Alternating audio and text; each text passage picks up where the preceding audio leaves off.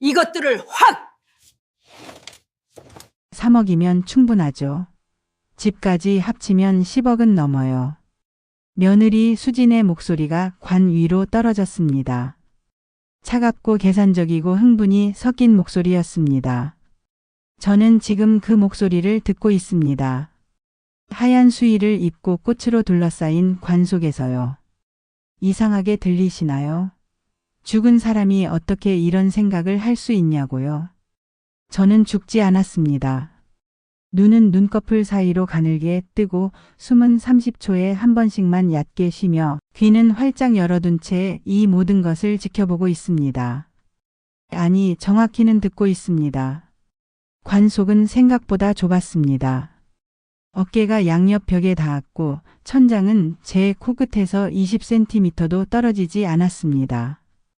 숨을 크게 쉴 수 없었습니다. 들킬 테니까요. 형광등 불빛이 관 뚜껑의 얇은 유리를 통해 희미하게 스며들었습니다. 그 빛 너머로 사람들의 그림자가 어른거렸습니다. 발소리, 속삭임, 코 푸는 소리, 그리고 가끔씩 들리는 흐느낌. 하지만 진짜 우는 사람은 없었습니다. 저는 알고 있습니다. 이 장례식장에 온 사람들 중 단 한 명도 진심으로 저를 위해 울지 않는다는 것을요. 어머님, 정말 좋은 분이셨는데. 누군가 조문하는 목소리가 들렸습니다. 동네 아줌마였습니다. 이름은 기억나지 않지만 목소리는 알 수 있었습니다. 그러게 말이에요. 정말 갑작스러웠죠. 그날 아침만 해도 멀쩡하셨는데. 며느리 수진의 대답이었습니다. 목소리에는 슬픔이 배어 있었습니다. 완벽한 연기였습니다. 멀쩡했다고? 내가 탄 약을 먹기 전까지는 말이지. 저는 속으로 비웃었습니다. 하지만 얼굴 근육 하나 움직이지 않았습니다. 죽은 사람의 표정은 평온해야 하니까요. 혹시 전에 편찮으셨어요? 아니요, 건강하셨어요. 그냥 나이가 나이시니까요. 심장이 갑자기 멈추신 거래요. 심장이 멈췄다고? 제 심장은 지금도 뛰고 있습니다. 아주 천천히 1분에 10번 정도요. 최 의사가 계산한 대로입니다. 발소리가 가까워졌습니다. 구두 소리였습니다. 굽이 높은 구두. 수진이 관 앞에 섰습니다. 제 위로 그녀의 실루엣이 어른거렸습니다. 몇 초간 정적이 흘렀습니다. 저는 숨을 최대한 줄였습니다. 가슴이 거의 움직이지 않을 정도로요. 수진이 관 유리를 내려다 봤습니다. 저와 그녀 사이 불과 20cm 거리였습니다. 보이니? 내 얼굴이? 저는 눈을 완전히 감지 않았습니다. 눈꺼풀 사이로 가늘게 그녀를 지켜봤습니다. 수진의 얼굴이 보였습니다. 창백한 화장, 붉게 그린 입술, 그리고 눈가에 인위적으로 묻힌 눈물 자국. 하지만 그녀의 눈은 말라 있었습니다. 어머님, 편히 쉬세요. 목소리는 부드러웠지만 눈빛은 차갑고 단단했습니다. 쉬긴. 너야말로 곧 쉬게 될 거야. 감옥에서. 수진이 뒤로 물러났습니다. 다른 조문객들이 다가왔다가 떠났습니다. 인사를 건네고 고개 숙이고 자리를 떠났습니다. 그렇게 1시간쯤 지났을까요? 조문객들이 모두 빠져나가고 빈소는 고요해졌습니다. 수진과 제철만 남았습니다. 저는 긴장했습니다. 이제부터가 진짜니까요. 발소리가 멀어졌습니다. 수진이 빈소 밖으로 나가는 소리였습니다. 그리고 핸드폰을 꺼내는 소리. 여보세요? 목소리가 낮아졌습니다. 긴장한 듯 했지만 흥분도 섞여 있었습니다. 네, 확인했어요. 사망진단서 오늘 오후에 나온대요.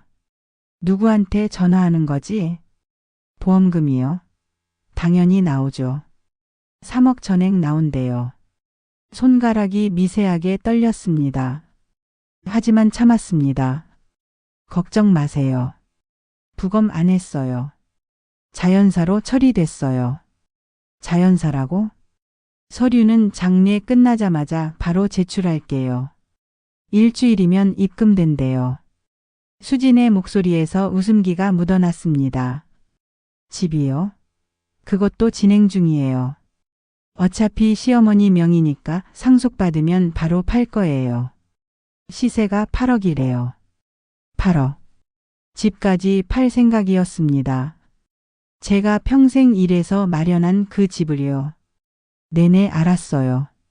그럼 장례 끝나고 연락할게요. 네, 조심히 가세요. 전화가 끊겼습니다. 수진이 다시 빈소로 들어왔습니다. 제철이 물었습니다.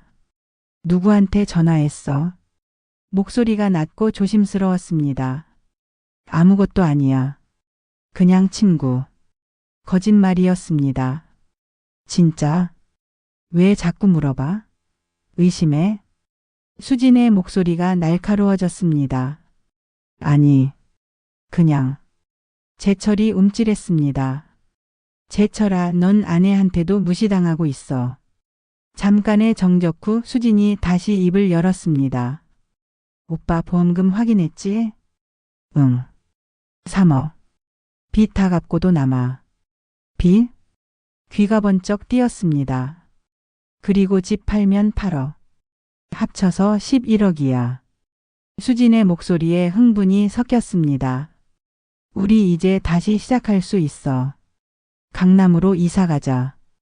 애들 학원도 좋은 데로 보내고. 왜 대답 없어? 기쁘지 않아?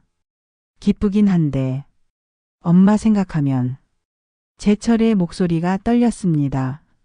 엄마는 이제 편히 쉬시는 거야. 우리가 미안해할 필요 없어. 미안해할 필요 없다고? 손톱이 손바닥을 파고들었습니다. 하지만 움직이지 않았습니다. 그리고 오빠, 엄마가 우릴 사랑했다면 이해하실 거야. 우리도 살아야 하잖아. 이해하라고? 내가 죽어야 너희가 사냐? 그래. 제철이 작게 대답했습니다. 목소리에는 죄책감과 안도감이 섞여 있었습니다. 수진이 만족스럽게 웃었습니다. 내일 화장하면 정말 끝이야. 그럼 아무도 의심 못해. 화장. 등골이 오싹해졌습니다.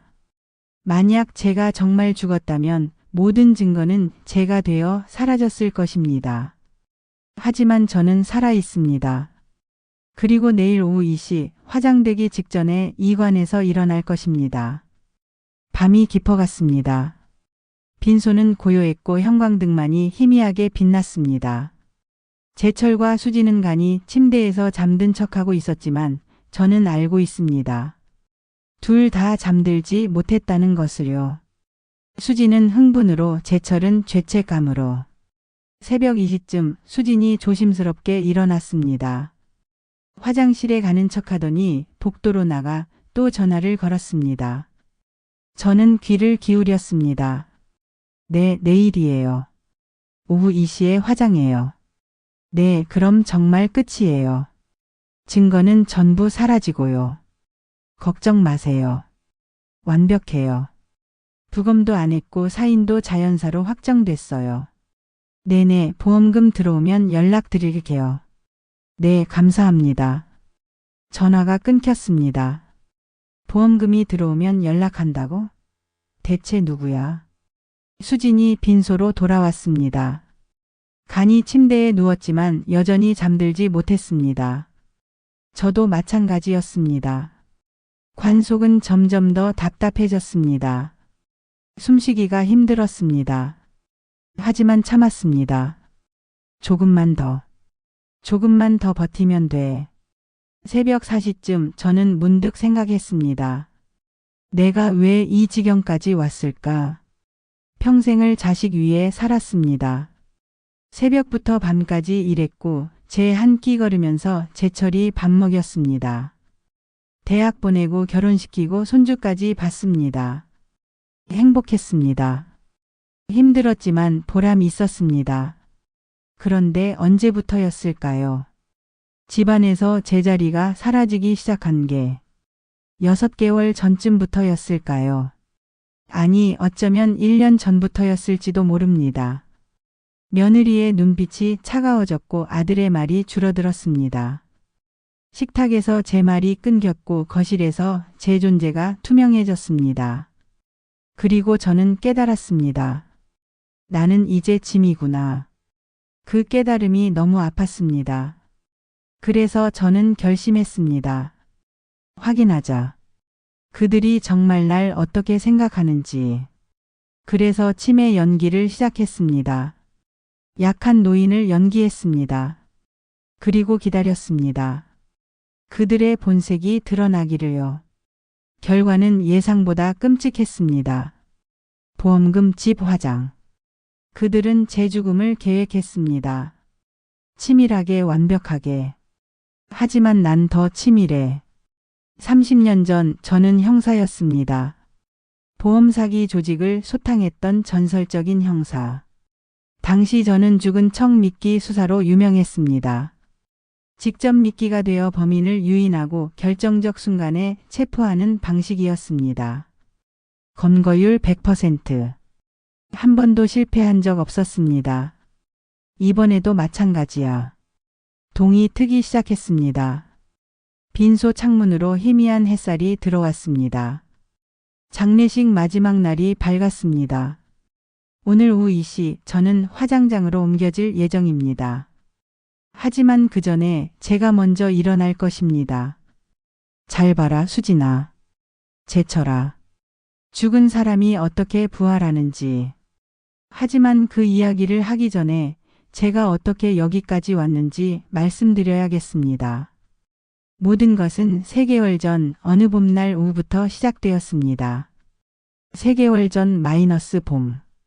어머님, 산책 다녀오세요. 수진이 현관문을 열어주며 웃었습니다. 완벽한 미소였습니다. 입꼬리는 올라갔지만 눈은 웃지 않았습니다. 응, 다녀올게. 저는 지팡이를 짚고 집을 나섰습니다. 나무 지팡이가 바닥을 톡톡 두드리며 소리를 냈습니다. 문이 닫히는 소리가 들렸습니다. 그리고 잠금 장치가 채워지는 소리까지. 잠그네. 내가 다시 못 들어올까 봐. 저는 잠시 멈춰 서서 뒤를 돌아봤습니다. 우리 집 현관문이 보였습니다. 낡은 빨간색 문자. 30년 전 제가 직접 골라서 달았던 문이었습니다. 저 문 안에서 제철이 태어났고 첫걸음을 떼었고 초등학교에 입학했습니다. 이제는 저를 가두는 문이 되었습니다. 골목을 빠져나와 큰 길로 나왔습니다. 봄바람이 불었습니다. 따뜻하고 부드러운 바람이었습니다.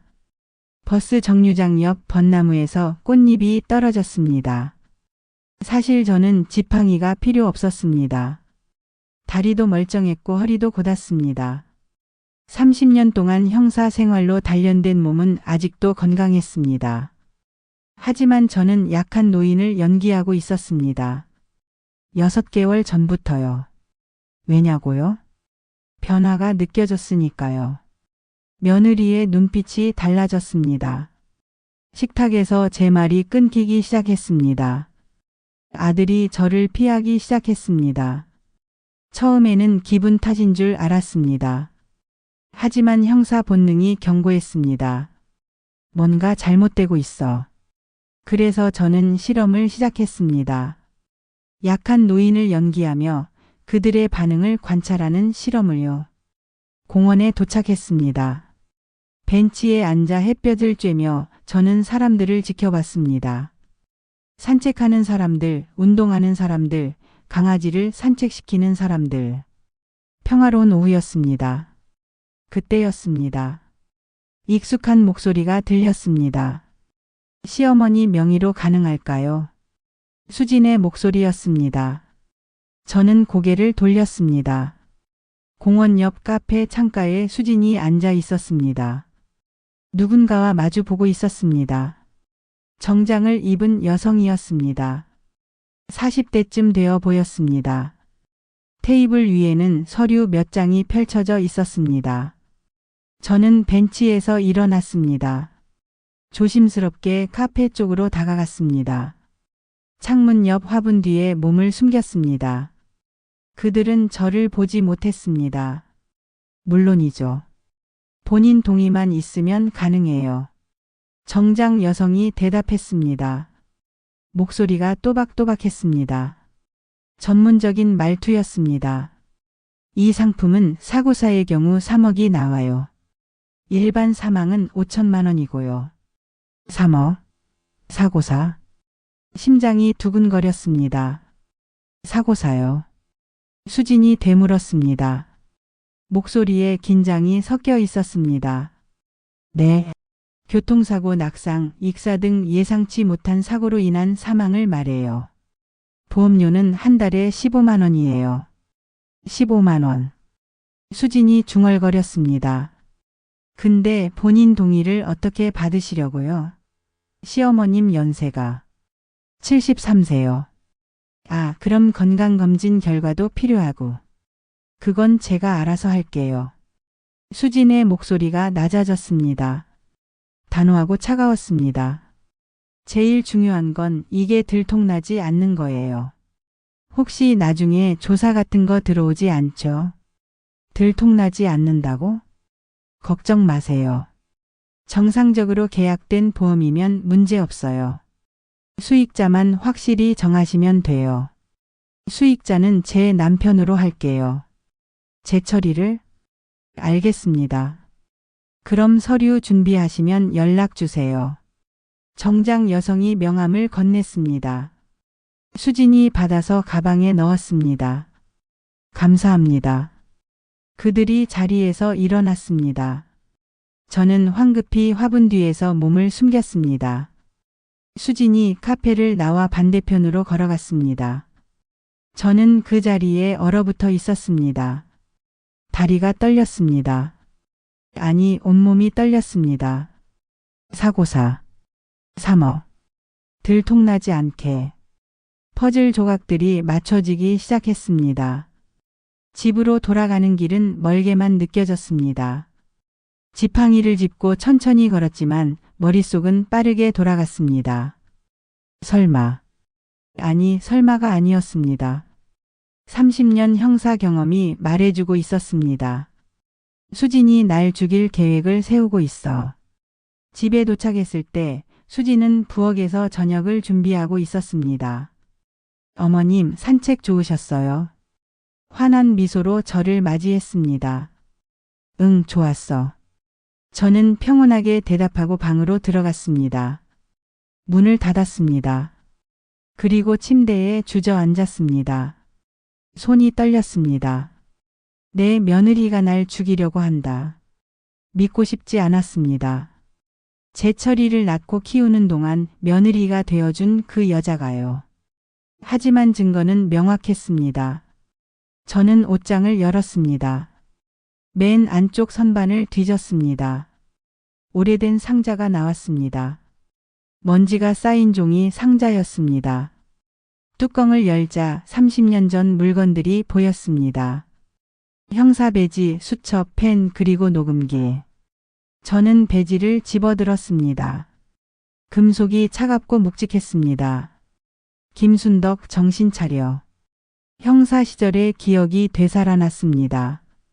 범인을 쫓고 증거를 모으고 함정을 파던 그 시절. 이번엔 내가 직접 수사한다. 저는 배지를 꼭 쥐었습니다. 그리고 이번엔 내가 미끼다. 그날 밤 저는 수진과 제철의 대화를 엿들었습니다. 방문을 살짝 열어두고 귀를 기울였습니다. 거실에서 그들의 목소리가 들렸습니다. 오빠, 보험 얘기 좀 하자. 수진의 목소리였습니다. 무슨 보험? 어머님 보험. 제철이 잠시 침묵했습니다. 엄마 보험은 왜? 우리 살림이 어떤데? 오빤 회사에서 잘릴 위기고 카드 빚은 3천만 원이야. 3천만 원? 그래도 엄마 보험을. 오빠, 우리 애들 생각 좀 해. 학원비도 못 내고 있잖아. 수진의 목소리가 높아졌습니다. 알아. 근데 그렇다고. 그렇다고 뭐? 언제까지 이렇게 살 거야? 어머님도 연세가 많으시잖아. 언제 무슨 일이 생길지 모르는 거야. 언제 무슨 일이 생길지 모른다고? 그래도 보험 가입하려면 어머님 동의가 필요한데 오빠가 설득해줘. 엄마한테 어떻게 말해? 치매 있는 것처럼 하면 돼. 도장만 찍으면 되잖아. 치매라고? 분노가 치밀어 올랐습니다. 그건 불법 아니야? 들키지 않으면 괜찮아. 수진의 목소리가 차갑게 가라앉았습니다. 정말 괜찮을까? 걱정 마. 나한테 다 계획이 있어. 계획? 무슨 계획? 그건 나중에 얘기할게. 수진아, 오빠 우리 살고 싶지 않아. 빚에서 벗어나고 싶지 않아. 재철이 한숨을 쉬었습니다. 생각 좀 해볼게. 오래 생각하지 마. 시간 없어. 대화가 끝났습니다. 저는 방문을 조용히 닫았습니다. 침대에 앉아 손을 떨고 있는 자신을 발견했습니다. 재철이도 알고 있어. 아니, 동의하려 하고 있어. 가슴이 무너졌습니다. 내 자식이. 하지만 눈물은 나오지 않았습니다. 대신 머릿속이 차갑게 식어갔습니다. 증거를 모아야 해. 그들이 무슨 짓을 하는지 똑똑히 봐야 해. 저는 핸드폰을 꺼냈습니다. 주소록을 뒤졌습니다. 최진아 마이너스 법의학과. 30년 전 함께 일했던 동료였습니다. 손가락이 떨렸지만 번호를 눌렀습니다. 신호음이 울렸습니다. 한 번, 두 번, 세 번. 여보세요? 익숙한 목소리가 들렸습니다. 30년이 지났지만 여전히 또렷한 목소리였습니다. 진아야. 나야. 순덕이. 순덕 언니? 세상에 몇 년 만이야? 급한 일이 있어. 만날 수 있어? 목소리가 떨렸습니다. 무슨 일인데? 목소리가 왜 그래? 전화로는 말 못해. 만나자. 그래, 언제? 내일? 응. 내일. 알았어. 장소는 언니가 정해. 카페. 우리 예전에 자주 가던 곳. 알았어. 10시에 보자. 고마워. 전화를 끊었습니다. 저는 핸드폰을 꼭 쥐고 창밖을 바라봤습니다. 밤하늘에 별이 하나둘 떠올랐습니다. 이제 시작이야. 다음 날 오전 10시. 카페는 한산했습니다. 구석자리에 앉아 커피를 마시며 기다렸습니다. 손에 쥔 커피잔이 따뜻했습니다. 문이 열리는 소리가 들렸습니다. 최진아 의사가 들어왔습니다. 30년이 지났지만 여전히 날카로운 눈빛이었습니다. 머리카락은 휘어졌지만 걸음걸이는 단호했습니다. 언니. 그녀가 저를 보고 손을 흔들었습니다. 저는 일어나 그녀를 맞이했습니다. 진아야, 오랜만이다. 우리는 포옹했습니다. 그녀의 어깨가 여전히 단단했습니다. 언니, 무슨 일이야? 전화 목소리가 심상치 않던데. 자리에 앉자마자 그녀가 물었습니다. 저는 잠시 망설였습니다. 어디서부터 말해야 할지 몰랐습니다. 진아야. 응, 말해. 내가 죽는 걸 도와줄 수 있어? 최 의사의 눈이 커졌습니다. 뭐? 무슨 소리야? 저는 천천히 지난 몇 개월간의 일을 설명했습니다. 며느리의 보험 상담, 아들과의 대화, 그리고 제 의심까지. 최 의사는 한마디도 하지 않고 들었습니다. 하지만 그녀의 표정은 점점 굳어갔습니다. 그러니까 며느리가 언니를 죽이려 한다는 거야. 그렇게 추측하고 있어. 추측? 확실한 증거는? 아직 없어. 그래서 확인하려는 거야. 어떻게? 30년 전 우리가 했던 것처럼. 미끼 수사. 최 의사가 한숨을 쉬었습니다. 언니, 그건 너무 위험해. 알아. 하지만 다른 방법이 없어. 경찰에 신고하면 되잖아. 증거가 없는데 뭘 신고해? 우리 며느리가 날 죽이려는 것 같아요라고? 최 의사가 말문이 막혔습니다. 그리고 진아야, 난 확인하고 싶어. 내 자식이 정말 날 죽이려 하는지. 만약 내 착각이라면 다행이고 진짜라면 똑똑히 증거를 잡아야 해. 최 의사는 한참 동안 저를 바라보다가 천천히 고개를 끄덕였습니다. 알았어. 도와줄게. 고마워. 근데 언니, 정말 조심해야 해.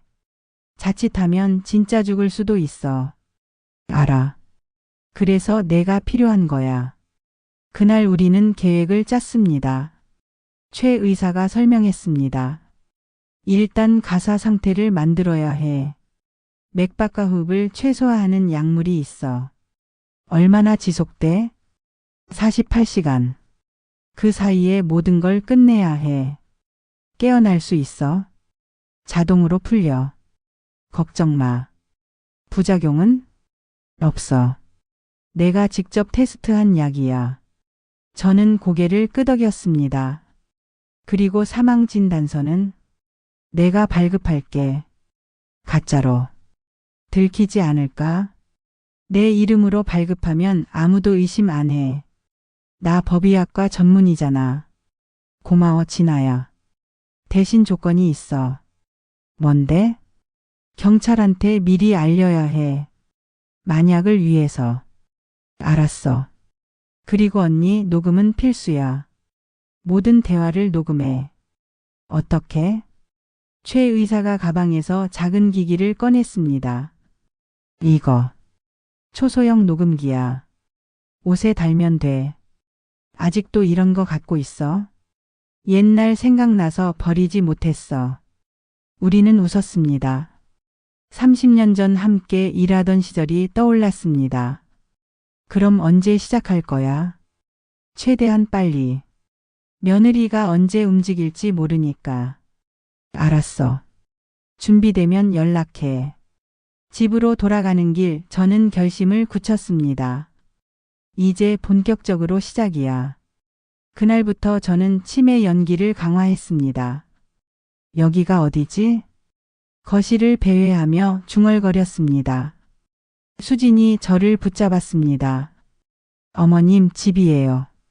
앉으세요. 집? 내 집이 어디 있는데? 여기가 집이에요. 수진의 목소리에 짜증이 묻어났습니다. 좋아, 속았어. 밤에는 컴퓨터를 몰래 켰습니다. 수진의 검색 기록을 확인했습니다. 보험금 사고사 조건, 노인 낙상 사망률, 수면제 과다 복용 증상, 부검 피하는 방법. 손이 떨렸습니다. 진짜구나. 진짜로 날 죽일 생각이야. 하지만 저는 증거를 모았습니다. 스크린샷을 찍고 USB에 저장했습니다. 그리고 옷에 녹음기를 달고 다니기 시작했습니다. 일주일 뒤 결정적인 대화가 녹음됐습니다. 밤 11시 제철과 수진이 방에서 나눈 대화였습니다. 오빠, 더 이상 미룰 수 없어. 알아. 이번 주 안에 정리하자. 정리? 어떻게? 수면제를 써. 과다 복용으로 처리하면 돼. 정말 괜찮을까? 걱정 마. 사고로 보일 거야. 노인이 약을 잘못 먹는 건 흔한 일이잖아. 나중에 들키면 안 들켜. 내가 다 계획했어. 오빠, 이게 우리 사는 길이야. 빚에서 벗어나려면 이것밖에 없어. 제철이 긴 한숨을 쉬었습니다. 알았어. 알았다고? 저는 녹음기를 멈췄습니다. 충분했습니다. 다음 날 저는 최 의사에게 전화했습니다. 진아야, 이제 진짜 시작이야. 준비됐어? 응. 녹음 파일도 확보했어. 보내봐. 파일을 전송했습니다. 잠시 후 최 의사가 말했습니다. 이거면 충분해. 결정적 증거야. 그럼 이제 약 줄게. 내일 만나자. 고마워. 2주 후. 최 의사를 다시 만났습니다. 이번엔 그녀의 병원 지하 주차장이었습니다. 오후 9시 주차장은 텅 비어 있었습니다. 형광등이 깜빡이며 희미한 빛을 냈습니다. 멀리서 환풍기 돌아가는 소리만 웅웅거렸습니다. 저는 기둥 뒤에서 기다렸습니다. 심장이 두근거렸습니다. 차 한 대가 들어왔습니다. 최 의사의 검은색 세단이었습니다. 그녀가 내렸습니다. 주변을 살피더니 저를 향해 걸어왔습니다. 언니, 진아야. 우리는 아무 말 없이 차 안으로 들어갔습니다. 뒷좌석에 나란히 앉았습니다. 최 의사가 가방에서 작은 약병을 꺼냈습니다. 이거야. 투명한 액체가 담긴 작은 유리병이었습니다. 10ml 정도 되어 보였습니다. 이걸 먹으면 30분 안에 가사 상태가 돼. 맥박이 분당 5회 이하로 떨어지고 호흡은 거의 멈춰. 얼마나 지속돼? 정확히 48시간. 그 뒤엔 자동으로 풀려. 부작용은? 처음 깨어날 때 약간 어지럽고 손발이 저릴 수 있어. 하지만 1시간 안에 정상으로 돌아와. 최 의사가 저를 똑바로 쳐다봤습니다. 언니, 마지막으로 물을게. 정말 할 거야? 응. 후회 없어? 후회는 나중에 해도 돼. 최 의사가 한숨을 쉬었습니다. 알았어. 그럼 이것도 받아. 그녀가 또 다른 물건을 꺼냈습니다. 작은 알약 하나였습니다. 이건 뭐야? 해독제. 만약 48시간 전에 깨어나야 하면 이걸 먹어. 30분 안에 깰 수 있어. 고마워. 저는 약병과 알약을 받았습니다. 손에 쥐니 묵직했습니다. 그리고 이것도. 최 의사가 서류 봉투를 건넸습니다. 사망진단서. 응. 내 서명 들어간 가짜. 며느리가 요청하면 내가 발급할 거야. 들키지 않을까? 내 이름으로 발급되면 아무도 의심 안 해. 나 이 분야 30년 경력이야. 저는 봉투를 가방에 넣었습니다. 경찰한테는 얘기했어? 아직. 언제 얘기할 거야? 당일날 아침에. 너무 일찍 얘기하면 며느리가 눈치챌 수도 있어. 알았어. 내가 아는 형사한테 연락할게. 고마워, 진아야. 언니. 최 의사가 제 손을 잡았습니다. 그녀의 손이 따뜻했습니다. 조심해. 정말 위험한 거니까. 알아. 그리고 언니, 만약 뭔가 잘못되면 바로 119 불러. 알았지? 걱정 마. 난 30년 형사 출신이야. 우리는 차에서 내렸습니다. 최 의사가 떠나고 저는 주차장에 혼자 남았습니다. 손에 쥔 약병을 내려다 봤습니다. 이제 준비는 끝났어. D-7일. 집으로 돌아왔습니다. 수진이 거실에서 TV를 보고 있었습니다. 어머님, 어디 다녀오셨어요? 산책. 이 늦은 시간에요? 잠이 안 와서. 수진이 이상하다는 듯 저를 쳐다봤습니다. 하지만 더 이상 묻지 않았습니다. 저는 방으로 들어갔습니다.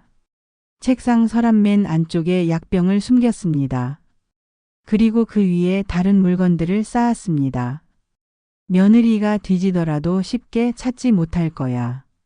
아니, 오히려 찾으면 안 됩니다. 이건 제가 직접 먹어야 하니까요. 침대에 누웠습니다. 천장을 바라봤습니다. 일주일 뒤면 모든 게 끝나. D-5일.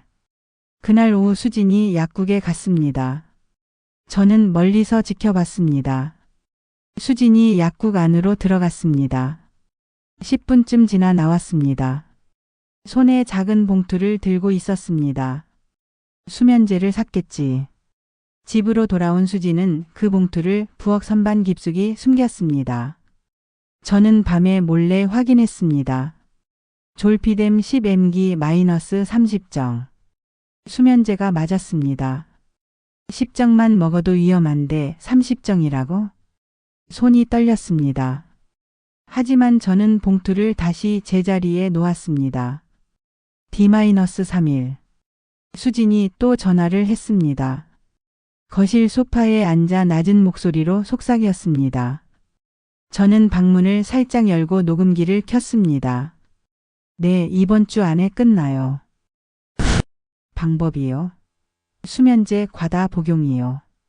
자연스럽죠? 노인이 약을 잘못 먹는 건 흔한 일이잖아요.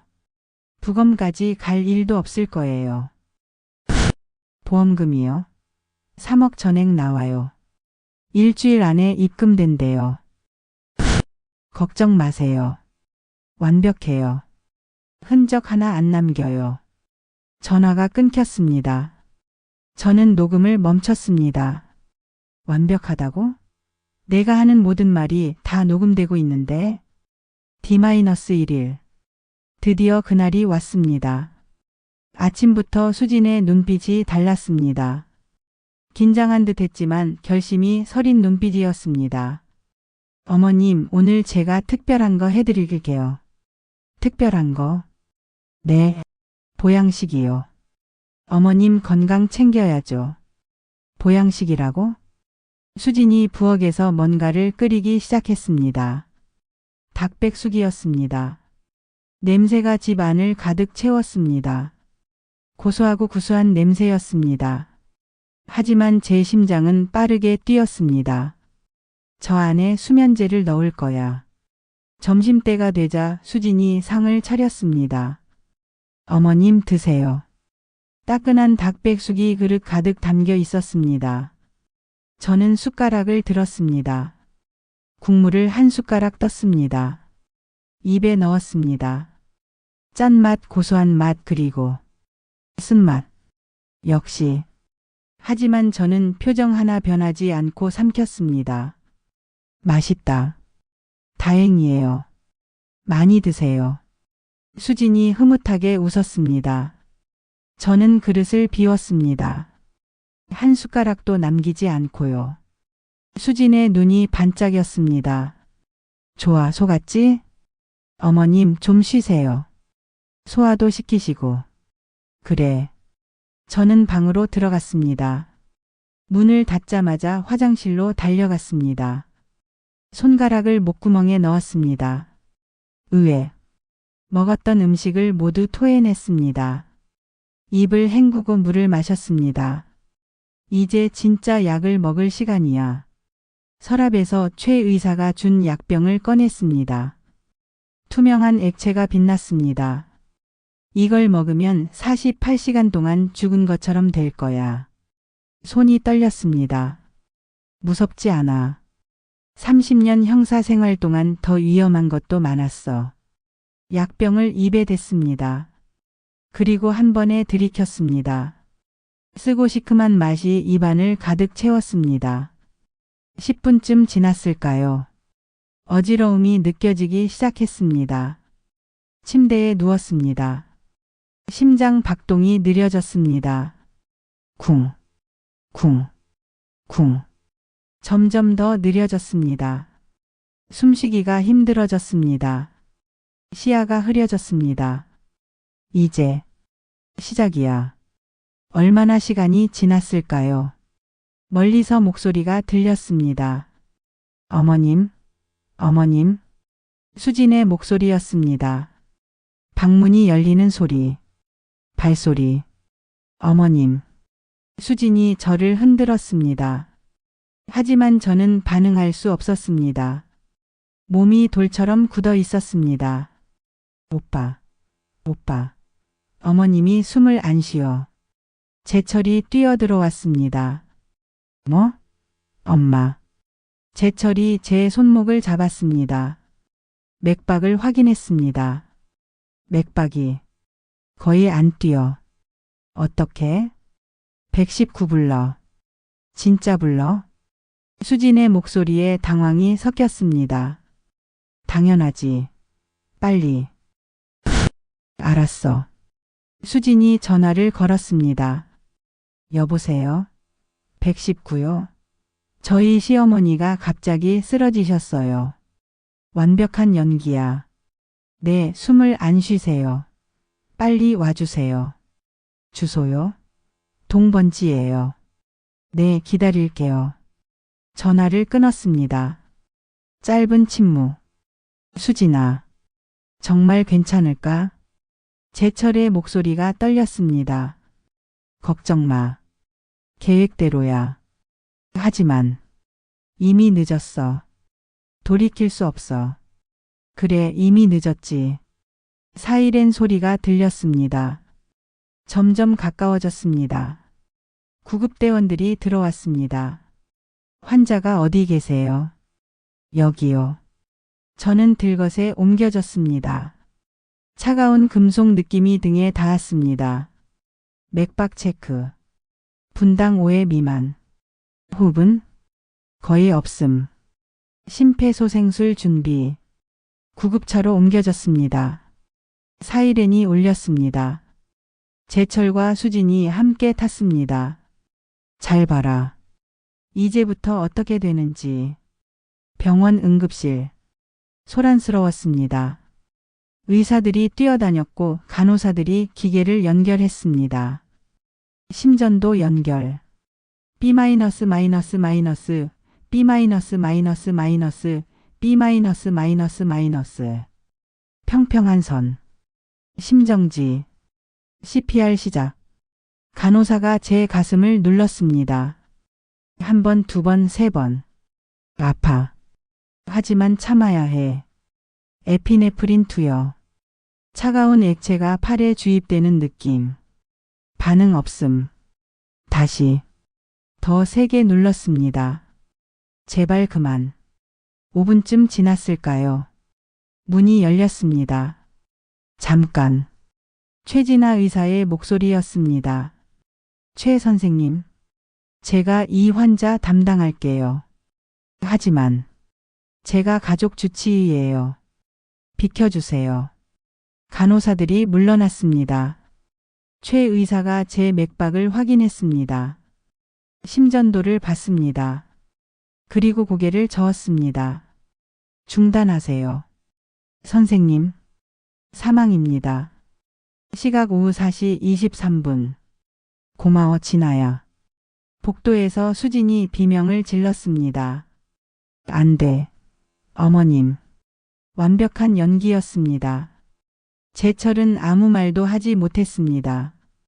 그저 멍하니 서 있을 뿐이었습니다. 최 의사가 그들에게 다가갔습니다. 유가족분이세요? 네. 저희가 아들 며느리예요. 유감입니다. 최선을 다했지만 무슨 일이신지 설명 좀 해주세요. 수진이 울먹였습니다. 급성 심장마비로 보입니다.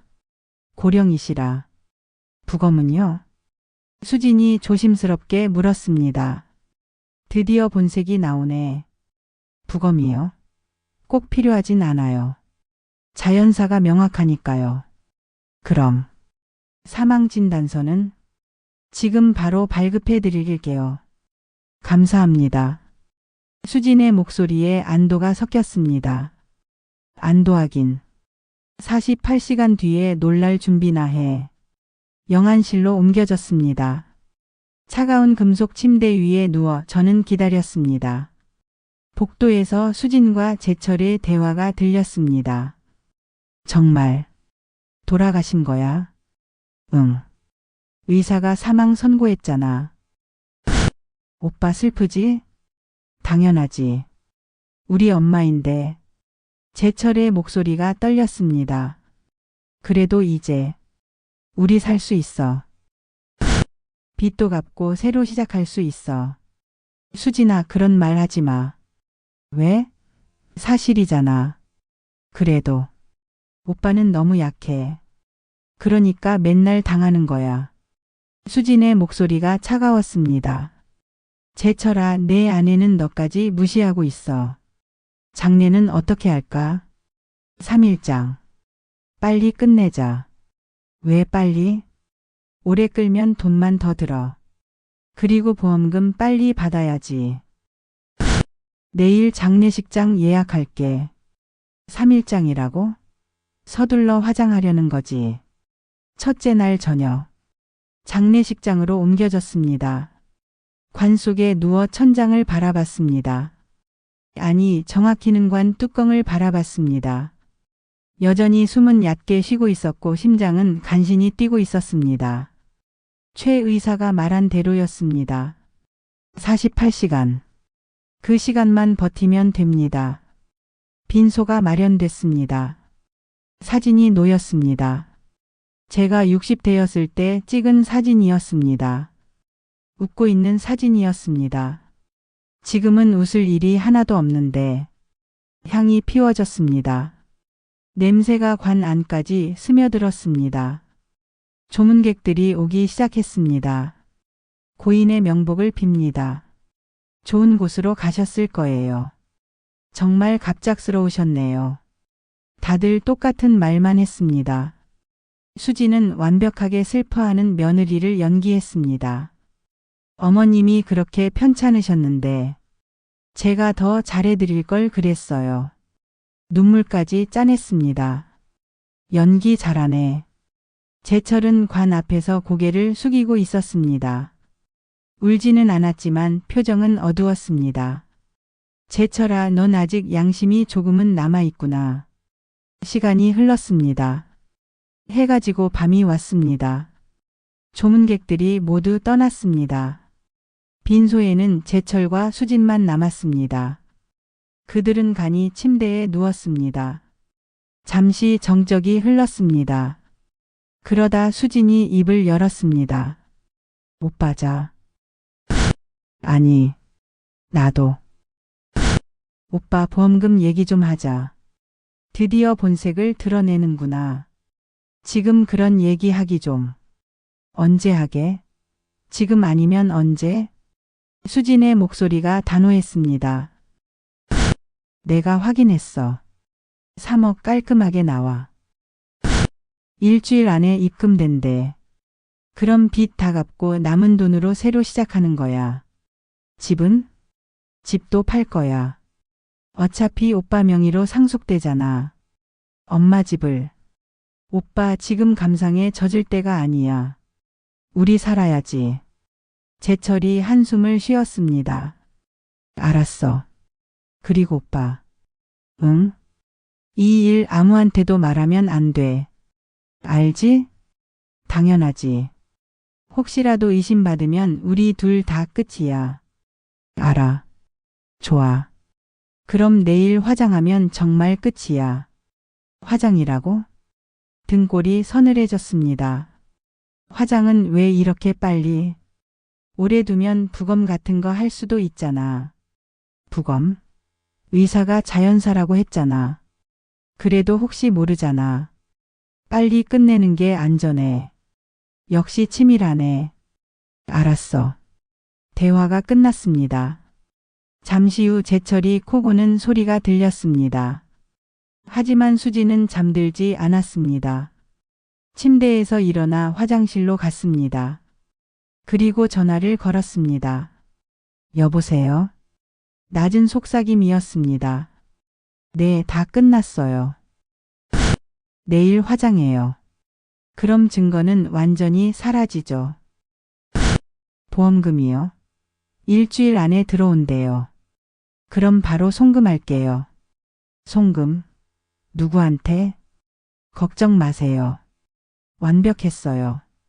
아무도 의심 안 해요. 네, 그럼 연락드릴게요. 전화가 끊겼습니다. 대체 누구랑 통화한 거야? 수진이 빈소로 돌아왔습니다. 간이 침대에 누웠습니다. 하지만 여전히 잠들지 못했습니다. 저도 마찬가지였습니다. 관 속은 점점 더 답답해졌습니다. 숨쉬기가 힘들었습니다. 조금만 더. 내일 오후만 버티면 돼. 둘째 날 아침. 해가 떴습니다. 빈소에 아침 햇살이 들어왔습니다. 조문객들이 다시 오기 시작했습니다. 고인의 명복을 빕니다. 하늘나라에서 편히 쉬세요. 똑같은 말들. 저는 관 속에서 모든 걸 들었습니다. 수지는 여전히 완벽한 연기를 했습니다. 제철은 점점 더 초췌해졌습니다. 제철아, 죄책감에 시달리고 있구나. 정오쯤 장의사가 들어왔습니다. 유가족분 화장시간 확인차 왔습니다. 네. 오후 2시에 출발하시면 됩니다. 알겠습니다. 장의사가 나갔습니다. 수진이 제철에게 속삭였습니다. 이제 이 시간 남았어. 긴장돼? 당연하지. 괜찮아. 곧 끝나. 끝나긴. 너희가 끝날 거야. 둘째 날 오후 1시 30분. 30분 남았습니다. 저는 관 속에서 몸에 집중했습니다. 약효가 풀리기 시작했습니다. 손가락이 미세하게 움직였습니다. 심장 박동이 조금 빨라졌습니다. 거의 다 왔어. 하지만 아직은 아니었습니다. 너무 일찍 움직이면 들킬 수 있습니다. 정확한 타이밍을 기다려야 해. 장의사가 들어왔습니다. 준비되셨습니까? 네. 그럼 관 뚜껑 닫겠습니다. 지금이야. 하지만 저는 참았습니다. 아직. 조금만 더. 장의사가 관 뚜껑에 손을 댔습니다. 천천히 닫기 시작했습니다. 지금. 저는 눈을 번쩍 떴습니다. 손을 들어 올렸습니다. 그리고 관 뚜껑을 밀었습니다. 쿵. 뚜껑이 바닥에 떨어졌습니다. 으악. 장의사가 비명을 질렀습니다. 뒤로 넘어졌습니다. 저는 천천히 일어났습니다. 관에서 몸을 일으켰습니다. 빈소가 아수라장이 됐습니다. 조문객들이 비명을 질렀습니다. 귀신이다. 살아났어. 수진의 얼굴이 새하얗게 질렸습니다. 어머님. 제철은 그 자리에 얼어붙었습니다. 엄마? 저는 관에서 내려왔습니다. 다리가 후들거렸습니다. 48시간 동안 움직이지 않아서 근육이 굳어 있었습니다. 하지만 저는 곧게 섰습니다. 놀랐니? 제 목소리는 차갑고 또렷했습니다. 빈소가 고요해졌습니다. 모두가 저를 쳐다봤습니다. 수진이 떨리는 목소리로 물었습니다. 어머님, 살아계셨어요? 응. 살아있었지. 어떻게? 내가 준 수면제 먹지 않았어. 수진의 얼굴이 더욱 하얗게 변했습니다. 수면제요? 무슨 말씀을? 이제 연기 그만해도 돼. 저는 주머니에서 핸드폰을 꺼냈습니다. 내가 한 모든 말 다 녹음했어. 재생 버튼을 눌렀습니다. 수진의 목소리가 빈소에 울려 퍼졌습니다. 수면제 과다 복용으로 처리하면 돼. 3억 깔끔하게 들어와. 완벽해요. 흔적 하나 없어요. 빈소가 술렁였습니다. 조문객들이 수근거렸습니다. 수진이 뒤로 물러섰습니다. 이건 조작이에요. 조작? 저는 USB를 꺼냈습니다. 내 컴퓨터 검색 기록도 다 저장했어. 보험금 사고사 조건, 부검 피하는 방법. 수진의 다리가 후들거렸습니다. 그리고 저는 빈소 입구를 가리켰습니다. 경찰들이 들어오고 있었습니다. 경찰도 다 알고 있어. 경찰 2명이 빈소로 들어왔습니다. 50대쯤 되어 보이는 남자 형사와 30대 여자 형사였습니다. 남자 형사가 앞으로 나왔습니다. 박수진 씨, 김제철 씨? 네. 제철이 떨리는 목소리로 대답했습니다. 살인 미수와 보험 사기 혐의로 긴급 체포합니다. 뭐라고요? 수진이 소리쳤습니다. 저 아무것도 안 했어요. 이거 다 오해예요. 오해? 남자 형사가 서류 봉투를 꺼냈습니다. 여기 녹음 파일, 검색 기록, 통화 내역, 보험 계약서 전부 있습니다. 그건 그리고 증인도 있습니다. 형사가 뒤를 돌아봤습니다. 최진아 의사가 들어왔습니다. 최 의사님, 증언 부탁드립니다. 네. 최 의사가 앞으로 나왔습니다. 저는 법의학 전문의 최진아입니다. 피해자 김순덕 씨의 요청으로 이번 미끼 수사에 협력했습니다. 미끼 수사요. 수진이 되물었습니다. 네. 김순덕 씨는 3개월 전부터 며느리분의 수상한 행동을 포착하고 직접 함정을 만들었습니다. 그게 무슨 가사상태 유도 약물을 투여해 죽은 척하신 거죠. 빈소가 술렁였습니다. 조문객들이 놀란 표정으로 수군거렸습니다. 그리고 그 48시간 동안 범인들의 모든 대화가 녹음됐습니다. 최 의사가 저를 바라봤습니다. 김순덕 씨는 30년 전 전설적인 형사였습니다. 죽은 척 미끼 수사로 유명하셨죠. 형사라고? 수진이 저를 쳐다봤습니다. 저는 고개를 끄덕였습니다. 그래. 30년 동안 보험 사기 조직을 소탕했어. 검거율 100%였지. 수진의 얼굴이 일그러졌습니다. 이럴 수가. 박수진 씨. 남자 형사가 수첩을 꺼냈습니다. 2025년 7월 15일 보험 설계사와 만나 시어머니 명의로 3억 원 보험 가입 상담. 그건 7월 20일 수면제 30.92에 7월 25일 공범에게 전화. 이번 주 안에 정리한다는 내용. 공범? 재철이 수진을 쳐다봤습니다. 무슨 공범? 수진아, 너 누구랑 통화했어? 그건 여자 형사가 끼어들었습니다. 보험 설계사 이미선 씨입니다. 이미 체포했습니다. 뭐? 둘이 짜고 범행을 계획했습니다. 보험금 3억 중 5천만 원을 이미선 씨에게 주기로 약속했더군요. 재철이 비틀거렸습니다. 수진아, 이게 무슨 짓이야? 오빠, 나한테도 말 안 했잖아. 공범이 따로 있었어? 그건 오빠 모르는 게 나을 것 같아서. 내가 바보야? 재철의 목소리가 떨렸습니다. 오빠 진정해. 진정하라고? 넌 나까지 속였잖아. 재철이 주저앉았습니다. 손으로 얼굴을 가렸습니다. 엄마. 엄마 미안해. 그의 어깨가 떨렸습니다. 재철아. 제 가슴 한편이 무너졌습니다. 하지만 저는 표정을 굳게 유지했습니다.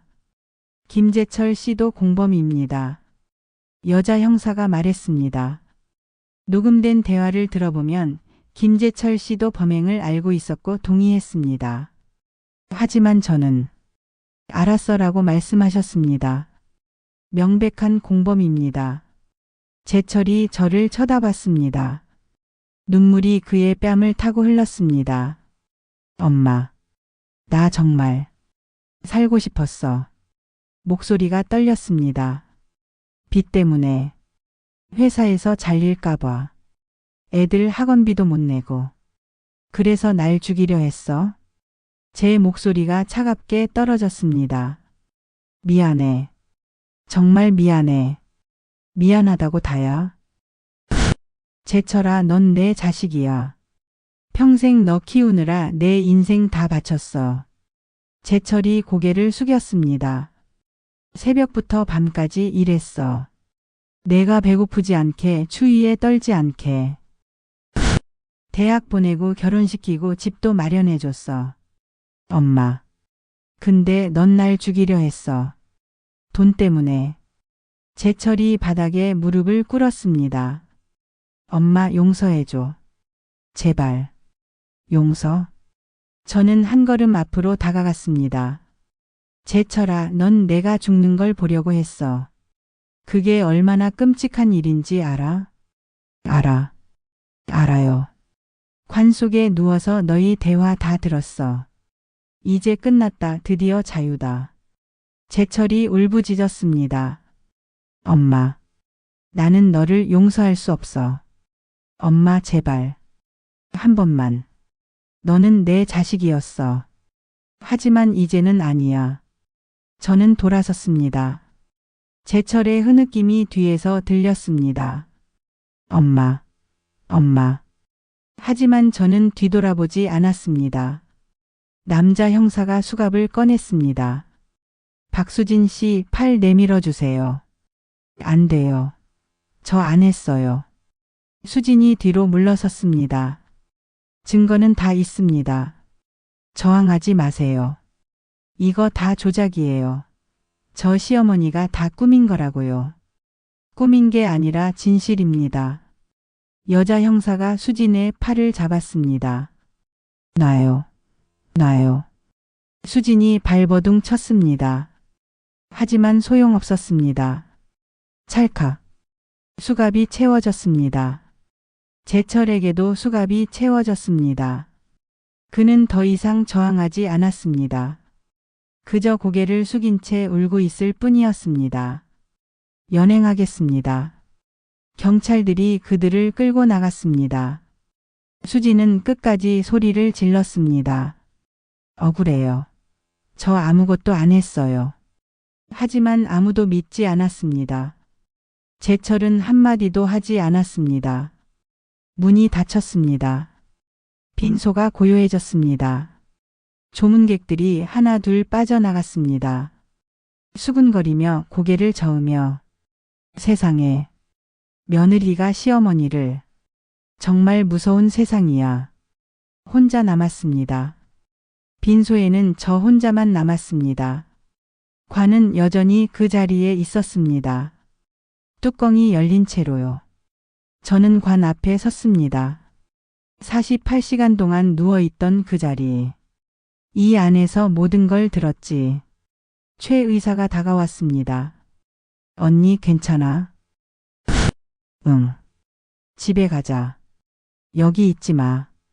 아직. 정리할 게 남았어. 내가 도와줄게. 우리는 함께 빈소를 정리했습니다.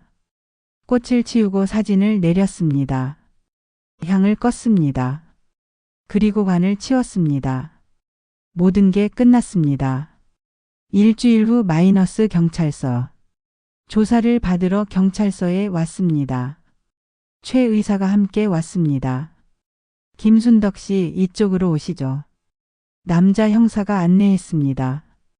조사실은 작고 답답했습니다. 형광등 불빛이 하얗게 빛났습니다.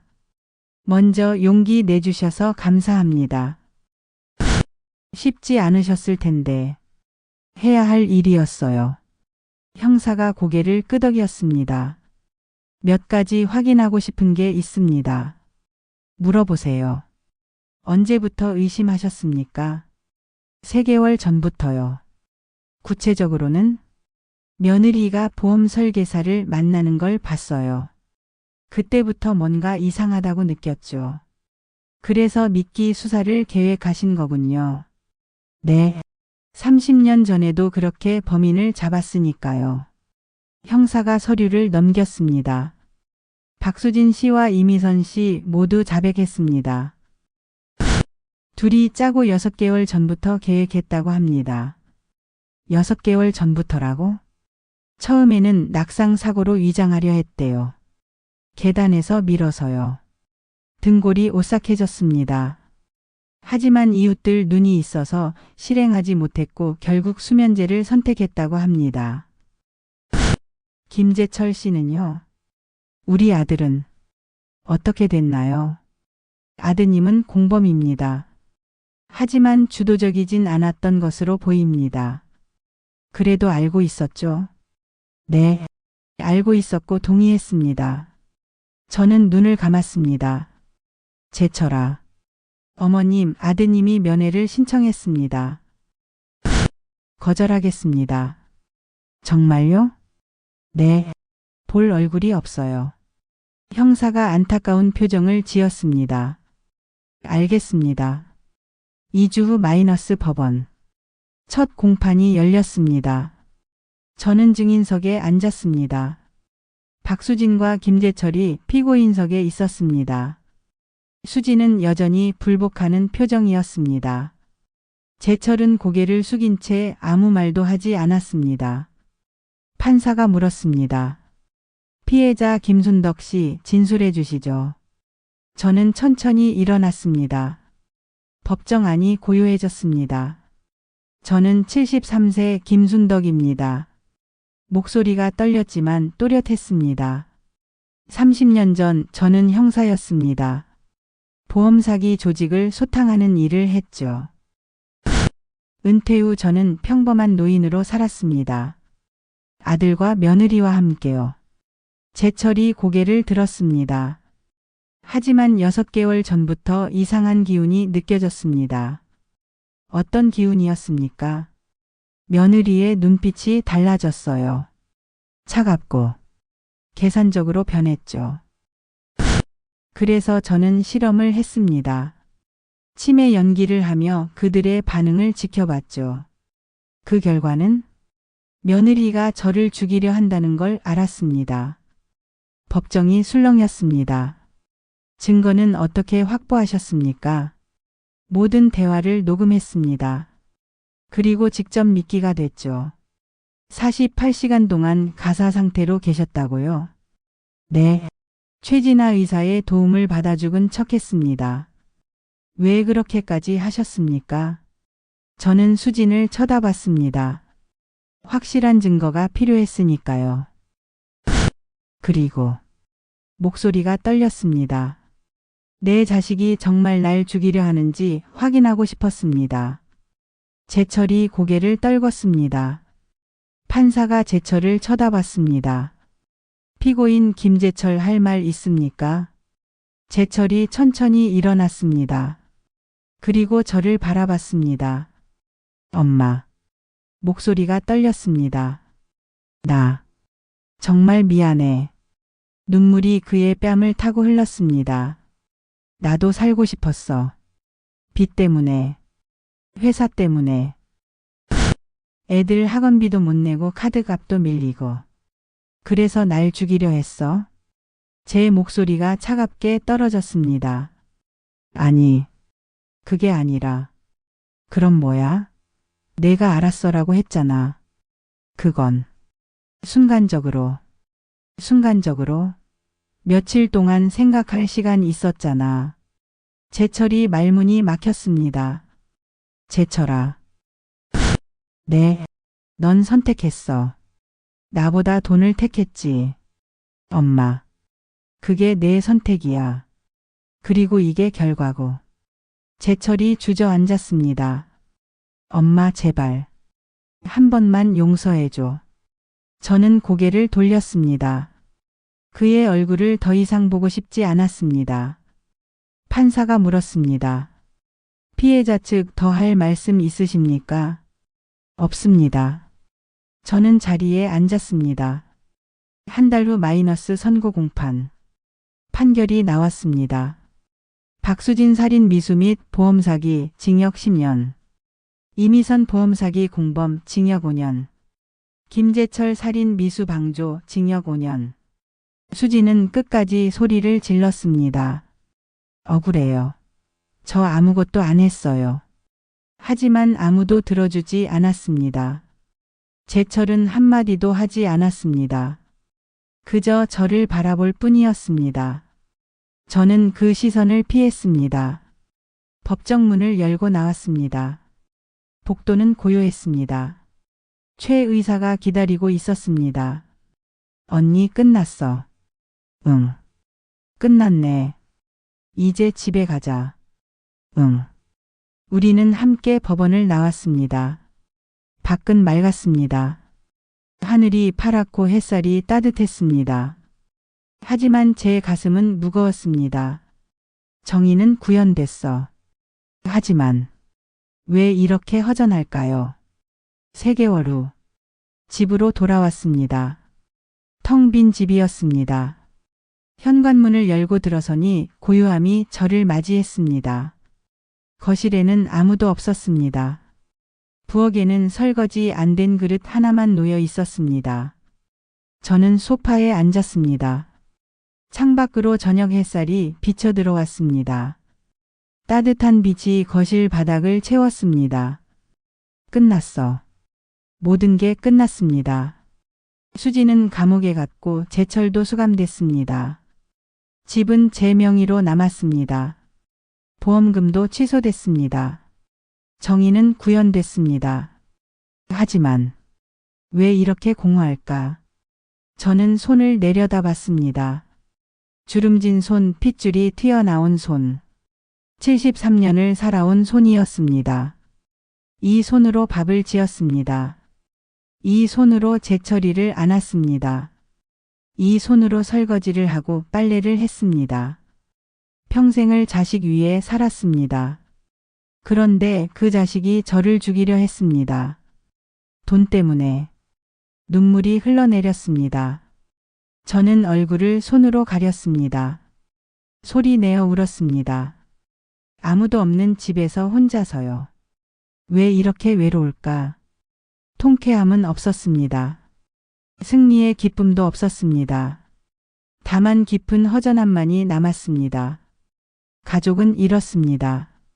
아들은 감옥에 갔고 며느리는 저를 원망할 것입니다. 손주들은요? 할머니가 아빠를 감옥에 보냈다고 생각하겠죠. 나는 이제 정말 혼자야. 한참을 울고 난 뒤 저는 눈을 떴습니다. 창밖으로 해가 지고 있었습니다. 하늘은 붉게 물들어 있었고 구름이 천천히 흘러갔습니다. 저는 천천히 일어났습니다. 부엌으로 가서 물을 한 잔 마셨습니다. 차갑고 깨끗한 물이 목을 타고 내려갔습니다. 그래도 살아있어.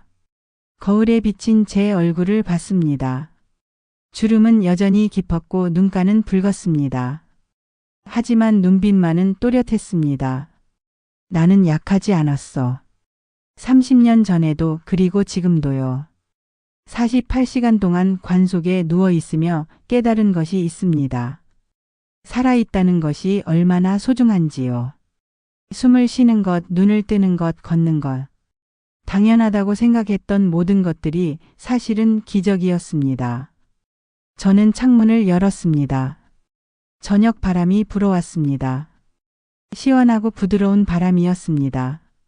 새들이 지저귀는 소리가 들렸습니다. 멀리서 아이들 뛰어노는 소리도 들렸습니다. 세상은 여전히 돌아가고 있어. 핸드폰이 울렸습니다. 최 의사였습니다. 언니 뭐해? 집에 있어. 혼자? 응. 나갈래? 밥 먹으러. 그럴까? 30분 뒤에 픽업 갈게. 고마워. 전화를 끊었습니다. 저는 옷을 갈아입었습니다. 거울을 보며 머리를 빗었습니다. 입술에 옅은 립스틱을 발랐습니다. 오랜만이네. 현관문을 열고 나갔습니다. 복도에 서서 문을 잠그는데 옆집 문이 열렸습니다. 젊은 부부가 나왔습니다. 어머님 안녕하세요. 응 안녕. 어디 가세요? 저녁 먹으러. 아 좋은 시간 보내세요. 그들이 환하게 웃었습니다. 저도 미소 지었습니다. 사람들은 친절하구나. 최 의사와 저녁을 먹었습니다. 조용한 한식당이었습니다. 된장찌개와 생선구이가 나왔습니다. 언니 요즘 어때? 그냥. 적응 중이야. 힘들지? 힘들어. 근데 살아야지. 최 의사가 제 손을 잡았습니다. 언니 잘했어. 정말 용감했어. 용감하긴. 그냥 해야 할 일을 했을 뿐이야. 그래도 쉬운 일 아니었잖아. 언니 아직 인생 남았어. 73이면 요즘 젊은 나이야. 전긴. 저는 웃었습니다. 진짜야. 이제 언니 인생 살아. 내 인생. 응. 평생 남 위에 살았잖아. 이제 언니 위에 살아. 그 말이 가슴에 와 닿았습니다. 그래, 이제 내 인생을 살아야지. 집으로 돌아가는 길 저는 공원을 지나갔습니다. 벤치에 앉아 하늘을 올려다봤습니다. 별이 하나둘 떠올랐습니다. 죽어봤더니 알겠더라. 살아있다는 게 얼마나 소중한지. 숨 쉬는 것, 걷는 것, 보는 것, 듣는 것. 모든 게 기적이었습니다. 저는 깊게 숨을 들이쉬었습니다. 공기가 폐를 채웠습니다. 차갑고 깨끗한 공기였습니다. 살아있어. 그 사실만으로도 충분했습니다. 제철이 생각이 났습니다. 감옥에서 어떻게 지내고 있을까? 후회하고 있을까? 저를 원망하고 있을까? 알 수 없어. 하지만 한 가지는 확실했습니다. 저는 제 선택을 후회하지 않습니다. 정의는 구현되어야 했습니다. 설령 제 자식이라 해도요. 창밖으로 새벽 햇살이 비쳐들기 시작했습니다. 저는 깊게 숨을 들이쉬고 천천히 내쉬었습니다. 아직 끝나지 않았어. 그리고 저는 다시 걷기 시작했습니다. 곱게 단호하게 지팡이 없이요.